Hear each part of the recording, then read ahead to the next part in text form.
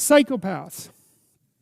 I say this, I hope non-naively, also having dealt with psychopaths in my clinical practice, and I would say now and then in my life. I don't believe in psychopaths. I don't believe that we know enough to say there are people born without conscience. I don't think the psychometric measurement of psychopathy is everything that it should be.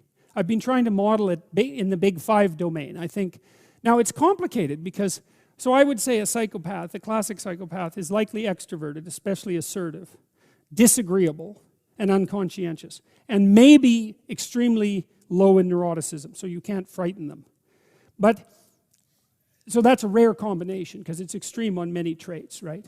But that, I don't believe that that means that someone with that personality configuration is doomed from birth to a pathological existence, because there's things about psychopathy that the classifiers, those who claim, like Cleckley, that the psychopath is born in some sense, can't explain. It's like, well, what about the cruelty?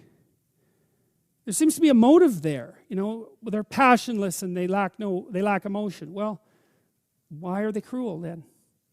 For entertainment?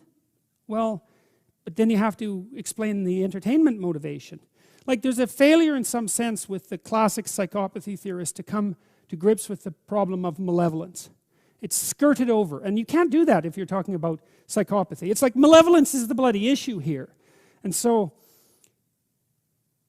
the other issue with the psychopath is that he's irredeemable, right? That's the idea. I don't think we know enough to make such claims.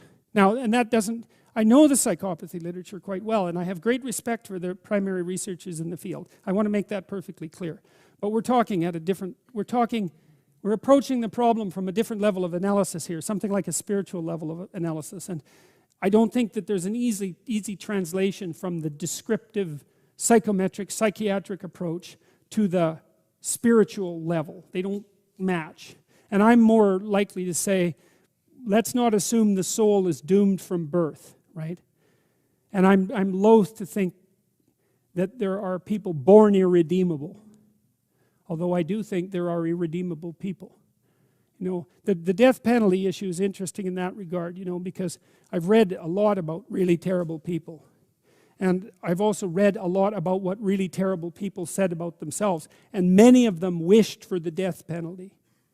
And so it's absolutely clear that there are things that you can do that deserve the death penalty. But that doesn't mean that the state should have the right to impose it. That's a different question. So, yeah.